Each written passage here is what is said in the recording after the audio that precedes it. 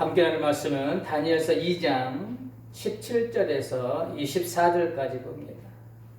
다니엘서 2장 17절에서 24절입니다. 24절은 함께 한 목소리로 우리 봉독합니다. 다니엘서 2장 17절에서 24절 봉독해드립니다. 이에 다니엘이 자기 집으로 돌아가서 그 친구 하나냐와 미사일과 아샤라에게 그 일을 알리고 하늘에 계신 하나님이 이 은밀한 일에 대하여 불쌍히 여기사 다니엘과 세 친구들이 바벨론의 다른 지혜자들과 함께 죽임을 당하지 않게 하시기를 그들로 하여금 고하게 아니라 이에 이 은밀한 것이 밤에 환상으로 다니엘에게 나타나 보이매 다니엘이 하늘에 계신 하나님을 찬송하니라. 다니엘이 말하여 이르되 영원부터 영원까지 하나님의 이름을 찬송할 것은 지혜와 능력이 그에게 있음이로다. 그는 때와 계절을 바꾸시며 왕들을 폐하시고 왕들을 세우시며 지혜자에게 지혜를 주시고 청명한 자에게 지식을 주시는도다. 그는 깊고 은밀한 일을 나타내시고 어두운 데에 있는 것을 아시며 또 빛이 그와 함께 있도다. 나의 조상들의 하나님이여 주께서 이제 내게 지혜와 능력을 주시고 우리가 주께 고한 것을 내게 알게 하셨사오니 내가 주께 감사하고 주를 찬양하나이다. 곧 주께서 왕의 그 일을 내게 보이셨나이다 하니라. 다 같이 합니다.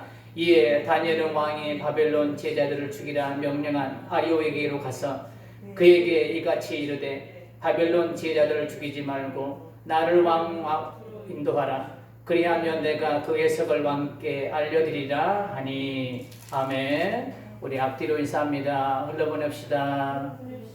예, 자신을 축복합니다. 나는 행복한 사람이다. 인생지사 세용지마라는 말 들어보셨죠? 이 말 뜻은 아마 이런 뜻이죠. 좋은 일이 있으면 안 좋은 일도 있고 또 안 좋은 일이 있으면 반드시 좋은 일도 따라온다. 이런 의미를 담고 있는 게 인생지사 세용지마라는 말이 담고 있는 의미입니다. 조금 전에 우리가 찬송을 드려서 좀 아시고 있는지 모르겠지만 우리의 삶을 보면 아마 그런 것 같습니다. 항상 좋은 일만 있으면 얼마나 좋겠어요. 그 좋은 산이. 반대로 항상 안 좋은 일만 있으면 어떻게 견디며 살겠어요. 모든 사람의 삶은 이 롤러코스터처럼 이렇게 오르락내리락 굴곡이 있는 삶인 것 같아요. 이 롤러코스터와 같은 이 오르락내리락 하는 이 삶은 예수님 믿는 사람이나 또한 믿지 않는 사람들이나 예외가 없는 것 같습니다. 믿는 사람에게도 바닥을 치는 어려운 일들을 만날 때가 있고 끝이 보이지 않는 기나긴 터널을 지날 때도 있습니다. 이 일이 언제 끝날까? 그리고 이해할 수 없고 받아들일 수 없는 일들도 때로는 만나죠. 이처럼 인생의 굴곡을 만났을 때 종종 말씀드리지만 우리 믿는 사람은 그 상황을 대하는 태도가 중요하다는 거예요. 그 상황을 우리가 어떻게 대면하느냐, 그에 따라서 그 상황 가운데에 맺혀지는 열매가 달라질 수 있다는 거예요. 결과물이 달라질 수 있다는 거예요. 그것을 어떤 렌즈로 바라보느냐, 어떤 시각으로 바라보느냐, 그리고 어떤 관점에서 그 상황들을 우리가 바라보고 대면하느냐에 따라서 결과물이 달라진다는 거예요. 상황은 여전히도 변하지 않지만 내 안에 내면의 세계가 달라진다는 거예요. 우리의 내면이 달라지면 보는 시각이 달라지는 거예요. 그런데 우리 내면이 달라지지 않으면 보는 시각은 여전히도 인간적 시각이고 여전히도 내가 두려워하는 그런 상황으로밖에 보이지 않는다는 거예요. 인간의 시각, 인간의 관점으로 그것을 바라보면 해결점이 보이지 않습니다. 오히려 명주실 꼬이듯이 우리의 힘과 우리의 지혜로 뭔가를 풀어보려고 자꾸 푸는데 자꾸 더 꼬여갑니다. 아마 많이 경험하셨을 거예요. 길이 보이지 않습니다. 더 중요한 것은 그 문제와 상황 속에 감추어진 하나님의 뜻과 계획과 섭리는 더더군다나 볼 수 없다는 거예요. 인간적 시각과 인간적 관점으로 그 문제들을 바라보면. 왜 그럴까요? 인간의 시각은 너무나도 근시안적입니다. 바로 앞에 보는 그 문제만 바라보기 때문에 그래요.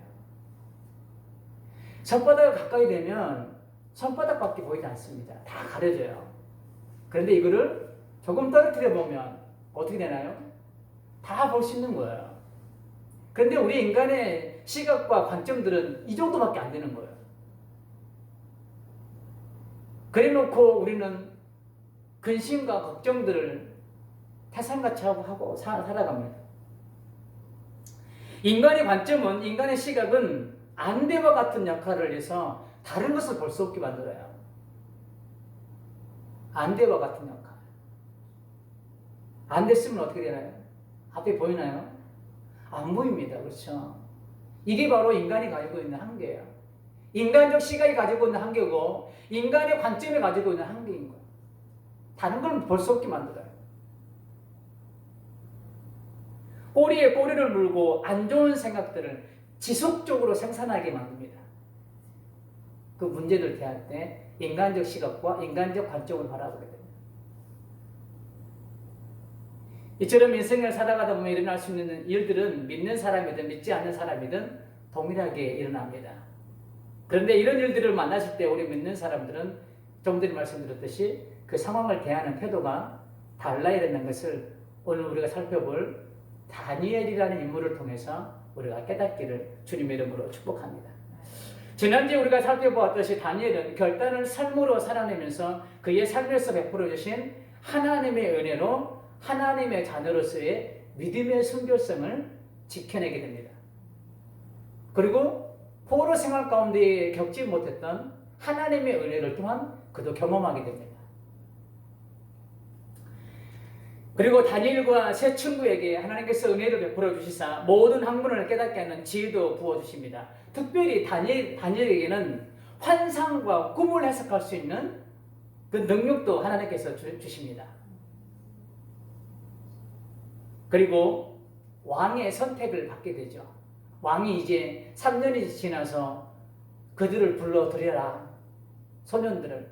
대화를 나눠보니까 다니엘과 세 친구는 다른 소년들에 비해서 왕이 질문한 게 대해서 모두 다 질문을 다 대답을 한 거예요. 그러면서 왕의 눈에 소위 말해서 간택이 된 거예요. 선택이 된 거예요. 1장 19절과 20절에 기록되어 있습니다. 왕이 그들과 말하여 보매 무리 중에 다니엘과 하나냐와 미사엘과 아사랴와 같은 자가 없으므로 그들을 왕 앞에 서게 하고 왕이 그들에게 모든 일을 묻는 중에 그 지혜와 총명이 온 나라 박수와 술객보다 10배나 나온 줄을 아니라. 선택을 받았어요. 왕의 선택을 받아요. 포로 생활에서 이제 왕을 보자 하는 인생 역전을 경험합니다. 포로에서. 이제 불행 끝 행복 시작인 것 같습니다. 그렇죠? 불행 끝 행복 시작. 그런데 이것도 잠시 다시 다니엘에게 불행의 시작이 시작됩니다. 다니엘의 인생을 위협하는 일이 벌어집니다. 생명을 위협하는 일. 그 일이 뭐냐면 느부갓네살 왕이 꿈을 꿉니다.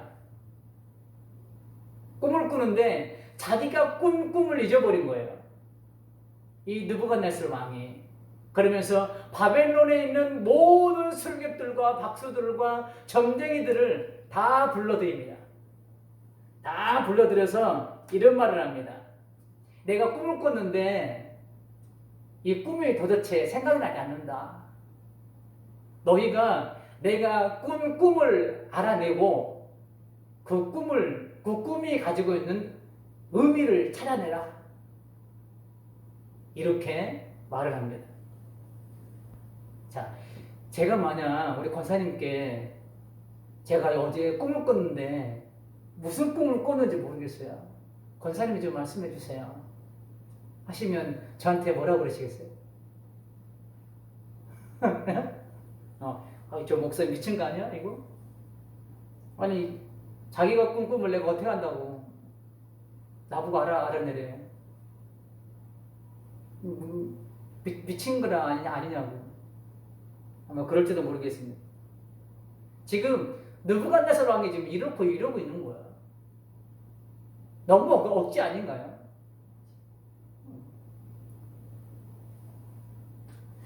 이 느부갓네살 왕이 지금 하고 있는 짓이 인간의 시각으로는, 인간의 관점으로는, 인간의 원리로는 도저히 이해할 수 없는 일이에요. 억지를 부려도 이만저만 부려야죠. 정상적인 상식과 사고를 가진 사람이라면 이런 일을 벌이지 않아요. 그런데 상식을 벗어난 일을 통해 무고한 사람들을 또한 또 죽이려고 하고 있습니다. 이 자기네들이 불러들이는 모든 점술가들과 술객들과 방백들을 다 죽이고 심지어는 다니엘과 세 친구까지 죽이려고 지금 찾고 있는 거예요. 그렇습니다. 이런 상식 수준을 벗어나는 일, 도저히 이해가 되지 않는 일들은 믿는 사람이든 믿지 않는 사람이든 동일하게 일어날 수 있습니다. 반복된 말씀이지만. 그런데 이런 일들은 아무 뜻 없이 우리에게 일어나지 않는다는 거예요. 하나님께서 왜 느부갓네살 왕에게 이런 일들을 하도록 만들었을까요? 동일하게 우리 삶에 느부갓네살 왕이 그렇게 저지른 것처럼 우리 삶에도 그런 일들이 벌어지고 있는데 하나님께서는 아무 의미 없이, 아무 뜻 없이, 아무 계획 없이 그런 일들을 만들어 가시지 않는다는 거예요. 분명히 하나님의 뜻과 계획이 있다는 겁니다. 그럼 하나님께서는 다니엘 앞에 이해할 수 없고 상식적으로 받아들일 수 없는 이런 난관들을 왜 만들어 가실까요? 여기에는 분명히 하나님의 뜻이 있습니다. 다니엘은 이런 절망적 일을 만났을 때 절망하지 않습니다. 낙담하지 않습니다. 자신을 근심과 걱정의 그늘이 뒤덮도록 자신을 방치하지 않습니다. 그는 이 일 앞에 당당하게 맞섭니다. 믿음으로, 은혜로. 자, 어떻게 맞서는가 볼까요? 다니엘 2장 16절에 보면 이렇게 왕 앞에 가서 당당하게 말합니다. 다니엘이 들어가서 왕께 구하기를 시간을 주시면 왕에게 그 해석을 알려드리이다 하니라. 다니엘이 몸백을 묶고 그리고 나서는 세 친구에게 찾아와서 이런 부탁을 합니다. 본문 18절입니다. 하늘에 계신 하나님이 이 은밀한 일에 대하여 불쌍히 여기사 다니엘과 세 친구들이 바벨론의 다른 지혜자들과 함께 죽임을 당하지 않게 하시기를 그들로 하여금 뭐 했어요? 구하게 아니라 기도하게 부탁했어요. 기도를 부탁했어요.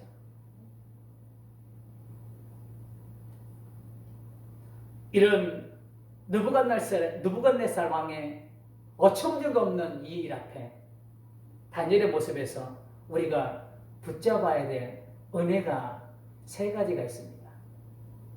문제를 대하는 다니엘의 모습. 첫 번째는 하나님의 주권을 인정하는 믿음이에요. 하나님의 주권. 자, 18절을 어떻게 시작하고 계신가요? 하늘에 계신 하나님이 이 은밀한 일에 대하여 불쌍히 여기사. 하나님의 주권을 인정하는 믿음이에요. 이 다니엘이 16절에 왕께 당당하게 들어갈 수 있었던 것. 왕의 꿈을 내가 해석하여 들었겠나이다. 이렇게 당당할 수 있었던 것은 하나님의 주권을 인정하는 거였어요. 이 믿음이 있었기 때문이에요. 이 주권이 어떤 믿음이에요? 지금의 이 환경들은 느부갓네살 왕이 정말 어처구니가 없는 말을 하고 있지만 이 상황은 하나님의 주권 안에서 내게 펼쳐진 상황이다. 그렇기 때문에 이 의미 속에는 또 다른 의미가 있는 게 뭐냐면 하나님의 주권 아래에 펼쳐진 상황이기 때문에 문제의 해결점도 하나님께 있을 것이다. 이 문제도 하나님이 해결하실 것이다. 이 믿음이 다니엘에게 있었습니다.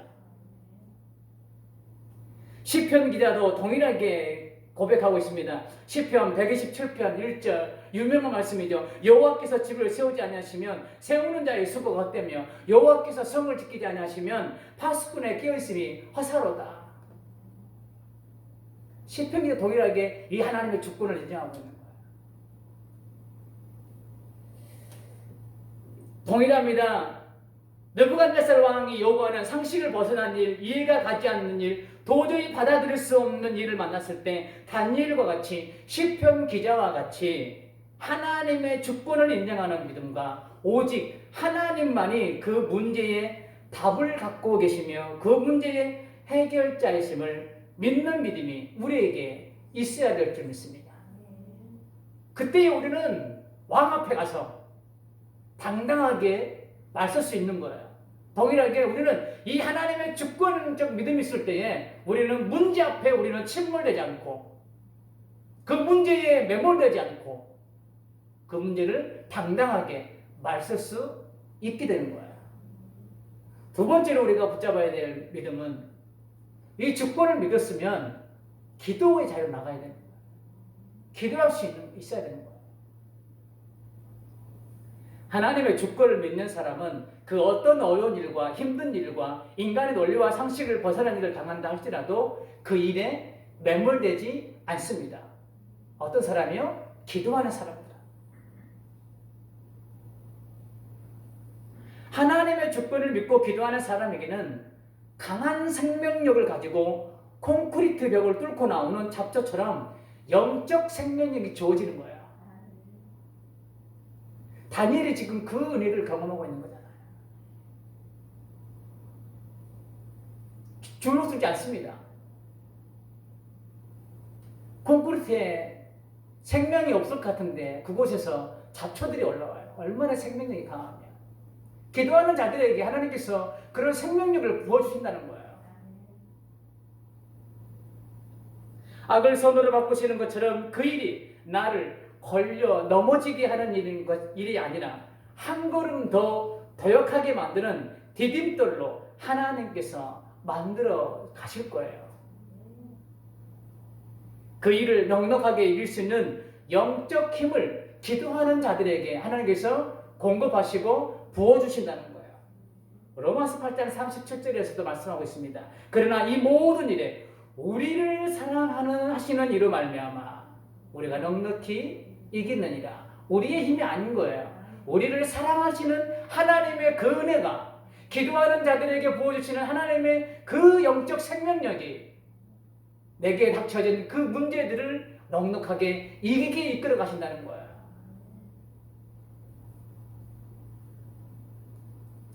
또 하나는 하나님께서는 이런 어려운 난관들을 통해서 나를 기도의 자리로 부르시는 하나님의 방법이라는 거예요.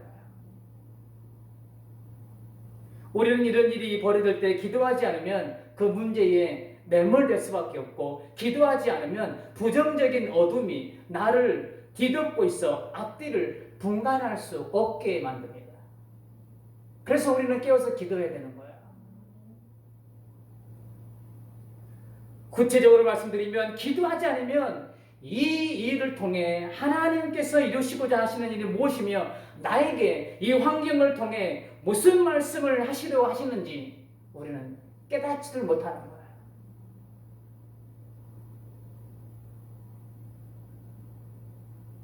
항상 좋은 일만 일어난다고 해서 교만하지 않기 위해서 우리는 기도해야 되는 거예요.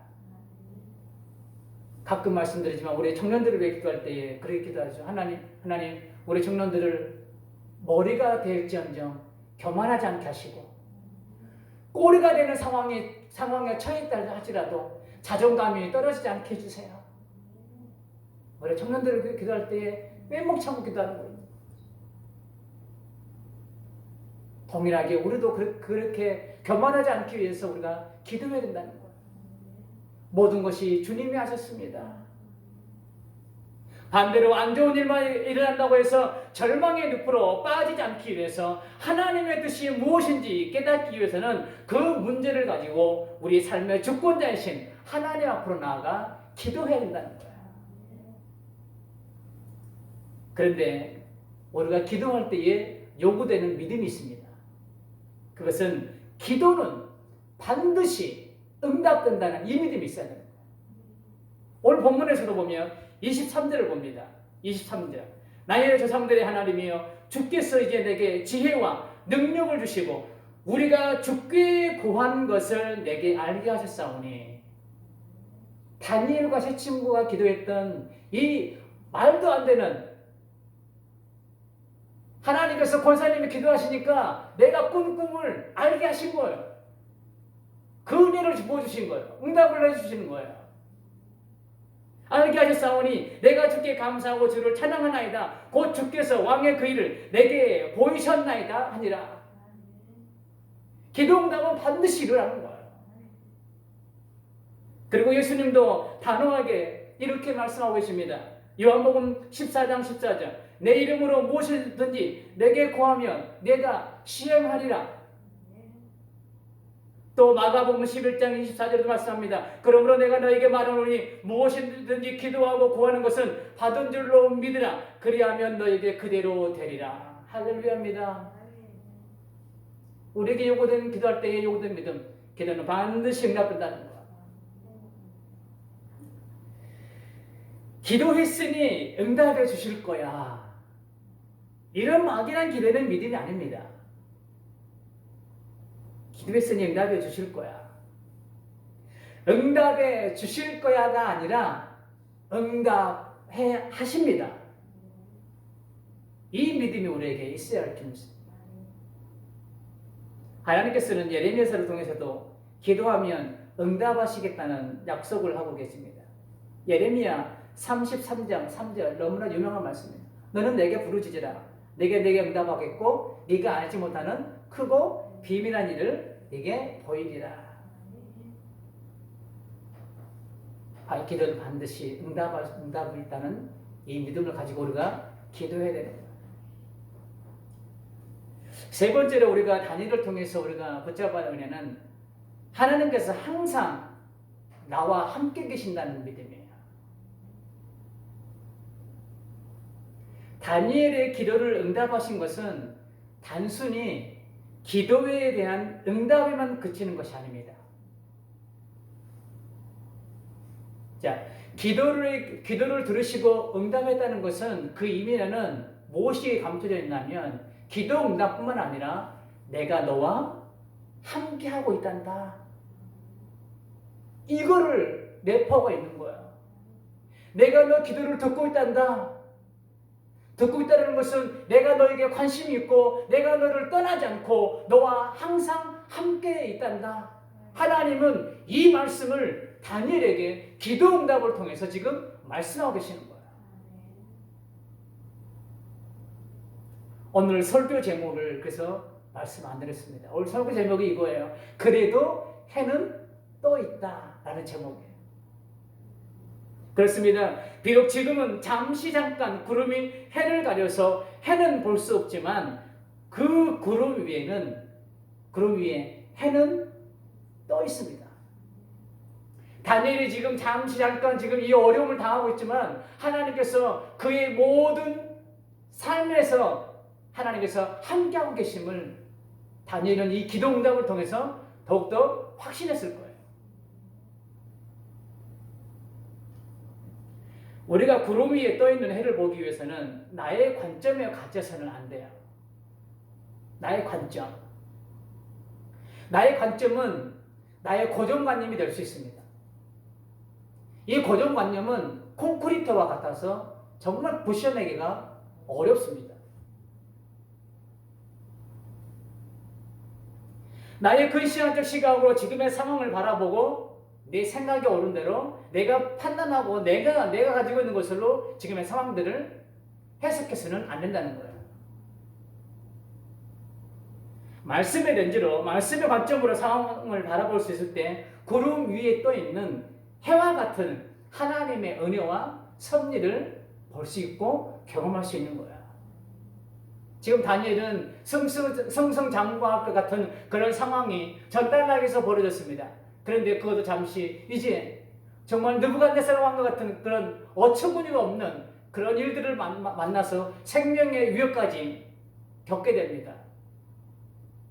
어찌 보면 다니엘의 인생 가운데에 이 구름이, 흑암의 권세가, 죽음의 어둠이 다니엘을 뒤덮고 있는지도 모르겠습니다. 그러나 다니엘의 인생 가운데에 이 구름이 잠시 꼈다 할지라도 그 위에 하나님께서 은혜의 광처럼 다니엘을 지금 기다리고 계시는 겁니다.